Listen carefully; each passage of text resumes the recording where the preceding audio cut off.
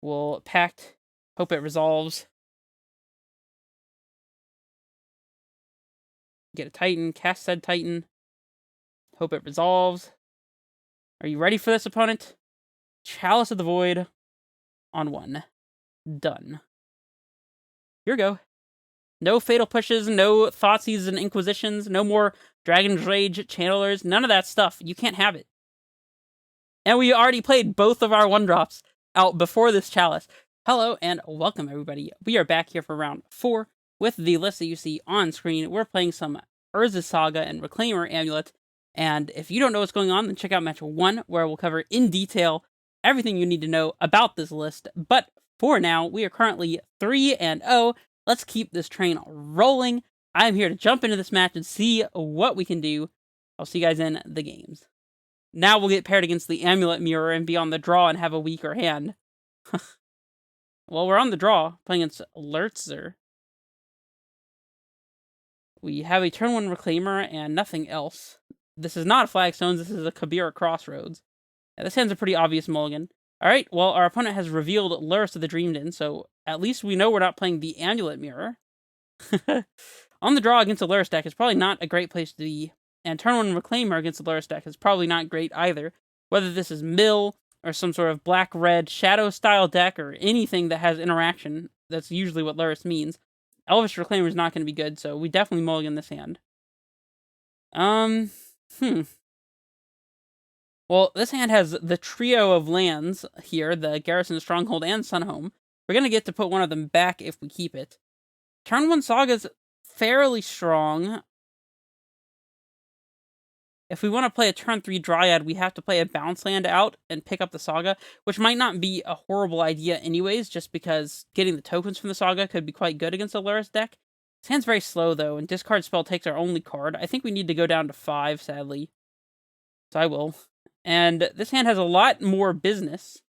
We get to play a turn 1 Grazer, turn 2 Dryad, and possibly turn 3 Titan if we top deck a couple untapped sources. We could bottom the Reclaimer here, I mean. We have to bottom 2 of these cards. I think we bottom the Reclaimer and I guess the Summoner's Pact and hope that we can draw a Garenbrig and a Titan or a Bounce Land and a Titan or something along those lines. I think this is the best line. I definitely think this is better than the previous 2 hands that we saw, though. Alright, here's the turn 1 discard spell. They're going to take the Dryad, and it's going to be sad. Not much we can do about it. We'll see if we draw a untapped land source, because then we can play Reclaimer, not Reclaimer, Grazer in the Valakut. Our opponent just plays a turn 1 Dragon Rage Channeler, and this is exactly why I bottomed the Summoner's Pact. It's pretty easy to find Titan redraws. This is the 1-mana 1/1 that gets +2/+2 if they have 4 more card types in their graveyard, and also flying. And whenever they cast a non-creature spell, surveil 1. Off of a Blood Crypt. Interesting. So this could be like a Grixis, like, Delver deck of some sort. I call it a Delver deck. It might not even play Delver. It'd probably be playing Shadow and Scourge of the Skyclaves and things along those lines. I think we do have to, unfortunately, put in the Growth Chamber here. We just need to set up for this turn 2 Dryad, if at all possible. If they don't discard it out of our hand, that is. We get to block this Channeler. Take that, Scourge of the Skyclaves. Unless they can put, like, 4 different types of cards in their graveyard this turn. They already have 1. So if they casted 2 spells, an instant and a sorcery, and then surveilled a creature to the yard, that would be easy enough. So they could, like, Bolt Grazer, cast a Serum Visions, and surveil a creature or artifact into the yard. Sprite Dragon. Okay. Well, we are taking 1 here, and there's not much we can do about it. But at least we get to play a turn 2 Dryad, so we'll block the Sprite Dragon, I guess. And, yeah. Growth Chamber. That's not a bad pickup at all, actually. We play the Dryad here. And I think we play the Growth Chamber picking up the Forest, because if we top deck any untapped source to go along with this Forest, then that means we get a turn 3 Titan. We have one of the Valakuts in our hand, which is kind of sad, but I think this is the best that we can do. Still no discard spells yet. Not that I want our opponent to have them. I guess we don't want to yield through this turn in case we want to pact in response to an Inquisition, which I definitely could see being a good choice. Whew, that's a lot of channelers. They're doing a lot of channeling over there. Alright, we need to top deck this untapped source. Don't cast a discard spell. Just don't do it. Play the 4th Channeler. Please play the 4th Channeler. Or a blue cantrip. Not a discard spell. Not a discard spell. Don't discard spell. Fatal Push. Well, yeah, that's pretty bad too. Well, we gotta yield through this turn. Well, I mean, to their credit, it wasn't a discard spell, so they surveil a lightning bolt down. That's very interesting. I wonder what they're looking for here. Lightning bolt seems like, to me, it seems like it would have been a pretty decent choice to keep, but anyways. We're definitely blocking the Sprite Dragon here. Just take the least amount of damage. They now have 2 card types in their graveyard. For the record, I said that I don't particularly like this card here, Dragon's Rage Channeler. And this is kind of the reason why. I mean, we're not punishing them very much. Amulet. Okay. So I guess we're just playing Valakut and Amulet this turn and hoping that we can just Titan them this upcoming turn. It doesn't make sense to like pack for a Dryad or anything because it's not like we'd be getting Valakut triggers. We need at least 6 total lands for that to work out. So yeah, we'll just pass it back. No big deal. Titan next turn. Our opponent won't have the discard spell, and it'll be just fine. Believe you me. Well, they didn't lead on a discard spell, which suggests to me that they don't have it. We're definitely taking this block. If they cast a bolt or something, that's fine. Yep, well, there's the bolt. It's like I'm psychic or something. They're bolting us, of course. I guess that's why they milled a bolt, is because they had a bolt in hand. Or maybe they top decked this anyways. I don't know. They bin a Scourge of the Skyclads. I guess they're just trying to get their channelers going, huh? Yeah, well, now we're taking 12 damage, so we're at 6. Titan has a lot of work to do. I guess we get a Bajuka Bog to clean this up, which is also one of the reasons why I like having Bog in the main deck. Is situations like this. They come up relatively frequently, I would say. We'll Pact, hope it resolves. Get a Titan, cast said Titan. Hope it resolves. They have 1 card, and it's a counterspell? Oh my gosh. Alright, well, I guess they got us. That's pretty frustrating, though. Why would this deck even play counterspell? Anyways. Well, Chalice is going to be good against our opponent's mono 1-drops deck. So is Engineered Explosives, and Prismatic Ending hits their Shadows and Scourges and such.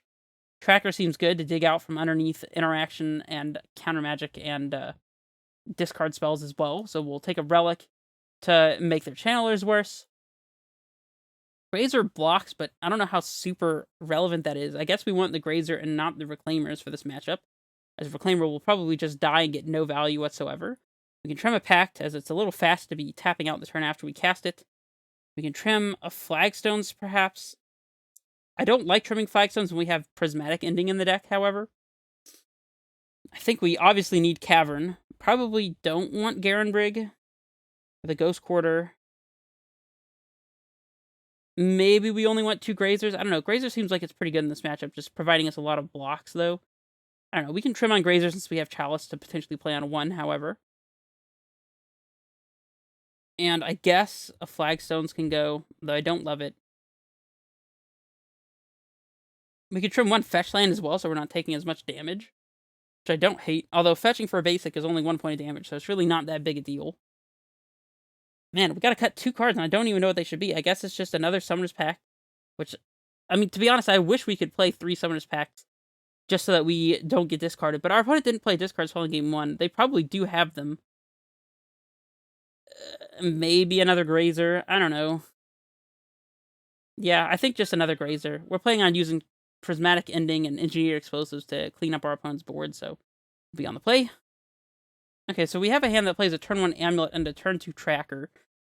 They're probably going to play a turn 1 creature. If they play a turn 1 discard, then we're in a little bit of bad shape, but we do still have Growth Chamber to go with it, so I don't love this hand, but I mean, I guess if we play turn 2 Tracker, we're not getting a clue value anyways. You know what? I am willing to mulligan this. I think it doesn't have enough. Here's a Chalice hand. We get to play turn 1 Amulet, turn 2 Chalice on 1 with a Saga in play. That's not too bad. We still need to find some green lands. I think it's keep, though. We can bottom the Grazer, I suppose, or a redundant Titan. If we find a green land, we can Grazer out a land and then play Chalice on 1, and that'd be quite effective.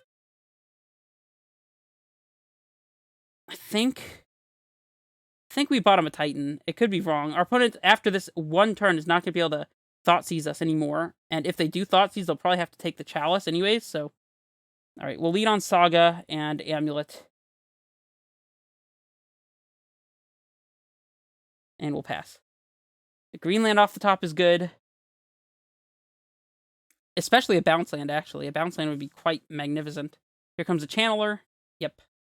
Alright, Chalice on 1 is about to be coming into play. Mishra's Bobble's interesting. We'll see how good this Chalice on 1 is. If our opponent is like our previous, or the previous time I casted Chalice against a Channeler deck, they'll just slam a Scourge of the Skyclaves and we'll be kind of sad behind our own Chalice on 1. That's what happened to me before, is I just top-decked Grazer plus a second Amulet after I'd slammed a Chalice, and my opponent still got there. Hey, there's our green source. So this is definitely shaping up. So now we get to get our Grazer in underneath our own Chalice on 1, which is great. Are you ready for this, opponent? Chalice of the Void on 1. Done. Here we go. No Fatal Pushes, no Thoughtseizes and Inquisitions, no more Dragon's Rage Channelers, none of that stuff. You can't have it. And we already played both of our 1-drops out before this Chalice. Although, I will say, that's a pretty common occurrence, is to play a turn 1 1-drop, turn 2 Chalice on 1, and it not impact our own game plan, and my experience playing Chalice. So. Our opponent doesn't even have black mana over there. I guess they could have a Sprite Dragon, which would be vaguely annoying. And that way they can still cast their 1-drops into Chalice and proc Sprite Dragon. It looks like they milled a Sprite Dragon over with the Channeler before. Interesting, and they just pass. Okay, well... Yep, we'll make a dude here. We can cast a Zusa at a later date. It's no big deal. Probably just getting Relic, I think. Dude, Chalice bumps our construct as well. That's amazing. I think we get Relic.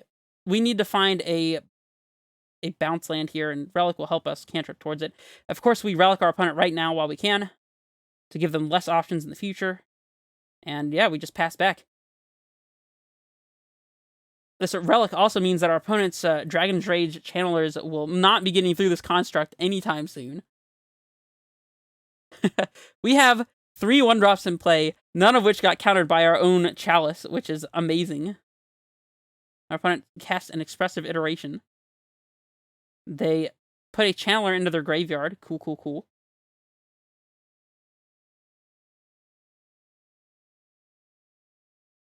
I guess if they find an instant they put in their graveyard, they can get in for 3 points of damage here. I think I probably will block with the Grazer if they swing for 3. They don't. Does Expressive Iteration not put 1 in the graveyard? And bottom of library and exile. Okay, I guess not. Well, we can yield to their Scry triggers here, or their Surveil triggers. I guess it is true that the Channeler helps you proc your own... They milled a Scourge. I guess they really just need that black land, huh? You know what? It's occurred to me, I don't know why I'm not just yielded through this turn, so... Alright, we'll draw. Immediately, we'll Relic our opponent once right now, I suppose. They get to see what we're about to draw. Yeah, that's the thing they get to do, I guess. That's not a bounce land. It's not a bad land, however. Right, we'll play this, and we'll play the Azusa, I suppose. We'll always yield as long as we have 1 Amulet in play. If we draw another, we'll need to unyield to those. I think I'm about to swing with this construct, too. Red zone time. I guess actually swinging into their construct would make potential Scourges later a bigger problem. Screw it. Take 4. I'm going to try to get them dead before they can find a way to get out from underneath this Chalice. I think that's the plan. We haven't taken any damage this game either, so their Scourge is currently not really doing much. We just need to try to keep it that way.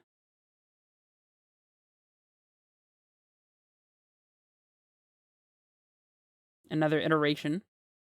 Well, we might have to block with this Grazer depending on what they surveil here. If sorcery, creature, artifact, so I guess not. Not yet. They could play land and a 1-drop instant into the Chalice just to get their +2/+2 and flying on this. I would still block with the Grazer, though, I think.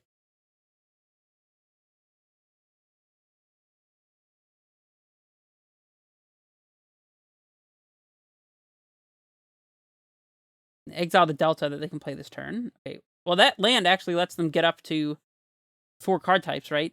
So, land, sorcery, creature, artifact, yeah. Might be popping this relic sometime soon. I mean, we probably should anyways, just to try to find the bounce land to cast this Titan that's kind of just, chilling out, but we'll definitely block this so they can't play a Scourge if they have one. Pretty easy block. Alright, what can we get? Our opponent has to discard to hand size here. Double Thoughtseize. Love to see it. Well, we'll go ahead and relic them once here. Don't see a reason not to. We'll draw for turn. Alright, fetch land. I guess we pop the relic just to see if we find the bounce land. Bounce land? One time? Come on, bounce land! That's not bounce land. Alright, well, I guess we play one of these and keep the other in hand for discard fodder / dryad. And I'm swinging with this construct, I think, again. Do I swing with the Azusa too? Nah, I think we need to keep the blocker up so our opponent can't cast Scourge.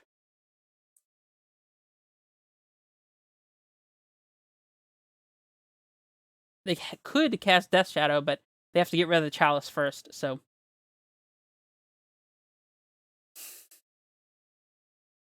Mire. Okay, that's a 1-card type. Sprite Dragon. Well, I guess now... It was a good thing we attacked with the construct, because we can't stop ourselves from taking a damage here. That's fine. Any land off the top lets us Titan as well. They could be holding up Counterspell, I suppose.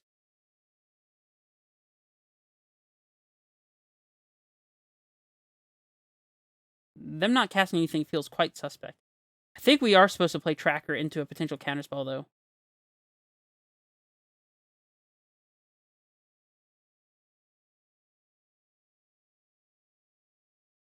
We get 2 clues if this resolves. Looks like it's not going to. That's another reason to have held on to the Heath as well, is for Tracker shenanigans. Here's the Counterspell. Can't avoid it. Very sad. Guess we're just swinging out, huh? Well, we can always deal to this. Yeah, I think we're just going all in, putting our opponent to 3 here.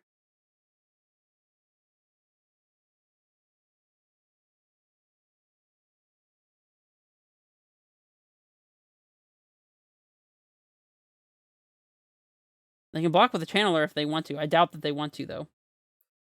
And again, I'm holding on to the Windswept Heath for the same reason as before. Either to discard to a Kolaghan's Command, or so that we can draw like a Tracker and it be relevant.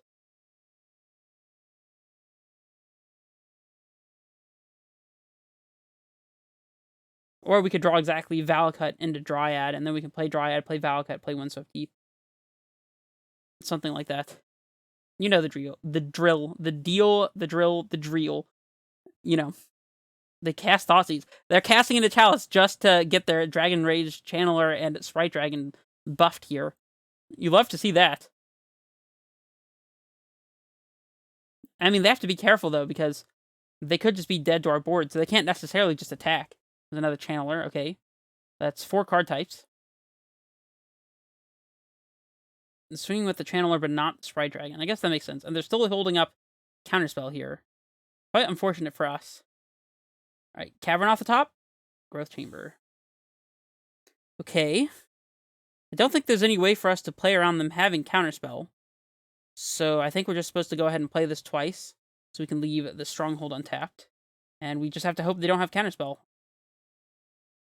Now is much better than later, so... If the Titan does resolve, we're definitely leaving a white floating here and getting Valakut, so if we draw a Dryad, we can use that to do the last 3 remaining points of damage. We'll keep Bounce Land in hand here. We'll play the Titan. I guess we can't, Or we can get Kabir Crossroads. Oh, I totally thought that we couldn't leave the white floating. I was gonna say we could get Kabir Crossroads and something else, and Valakut, but... Okay, whatever. We couldn't really play around this, so... Yep, I mean, now we just have to pass back. Yeah, I think we want to hold on to the bounce land if our opponent does have an effect to make us discard a card from hand, so... Man, these counterspells are just too good. Need a second cavern for this matchup, apparently. They're casting it into our Chalice again, triggering Sprite Dragon.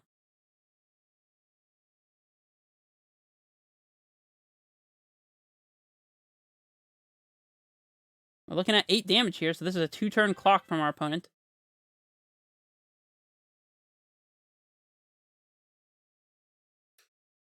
Okay, opponent, let's see what you got.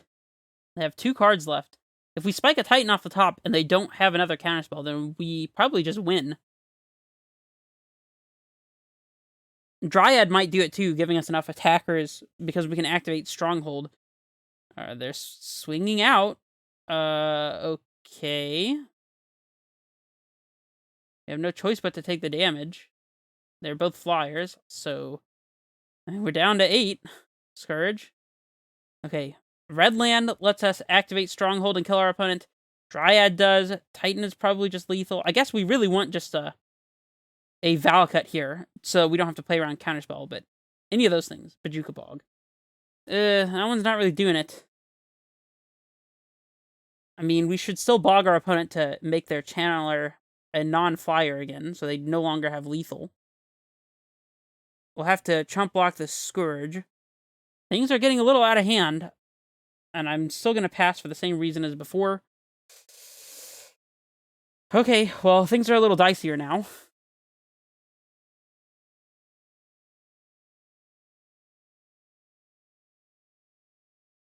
At least they can't kill us with a Sprite Dragon. The max they could do is cast 2 spells. I guess they could Manamorphose into 2 spells or something like that, but... Or Expressive Iteration, I guess. They go straight to combat. Okay, that's good news. Dryad is still lethal. Titan is obviously lethal. They get Lurrus in hand. Okay. Any good creature or Summoner's Pact. Let's go. Oh, come on! You gotta be kidding me, dude.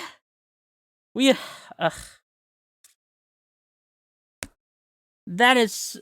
Oh my gosh, that's unreal. Ugh. That's so frustrating. There's nothing we could have done here. Oh well. Very unspectacular way to lose this match. I'm pretty disappointed in that, I'm not gonna lie. I can't even hide it. But anyways, we're still live for this 4-1, where hopefully in the next match we can take it down. Even if we go 3-2, we've still learned a little bit and had some fun. It was fun to be able to hide behind our Chalice of the Void and make our opponent cast spells into it to get anything done. That was still pretty cool. And yeah, I'll see you guys for the next match. This is Redface Menace, signing off.